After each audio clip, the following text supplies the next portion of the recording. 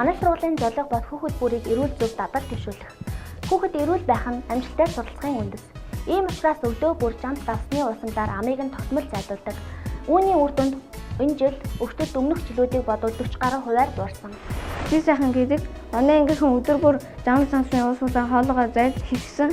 Түүний үр дүнд би ханаа төрөөгүй. Ингүүн гэдэг. Би Итгүү сургуулийн 4-ний ангид сурдаг. Би хичээлдээ ирэх маш их дуртай. Яагаад гэвэл манай сургууль өдөр алга инээсгэлээр өгтөд цэвэр цэмцгээр байдаг.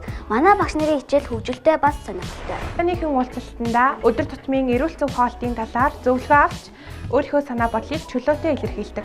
Манай сургууль нээлттэй номын сантай. Бид нээлттэй номын сангаас хүссэн үедээ хүссэн номоо авч унших боломжтой. Манай сургууль номын клуб ажилладаг. Бид тэр номын клуб дээрээ уншсан номныхоо сэтгэлийг хуваалцдаг. Би Итгүүн бүрэн дүүн сургууль 3 жил тэтгэлгээр сурч байгаа. Би монгол хэл математикийн хичээлдээ сайн цаашид дамжигч гаргаж амжилтын тэтгэлэгтээ хамрагдана гэдэгтээ би итгэлтэй байна.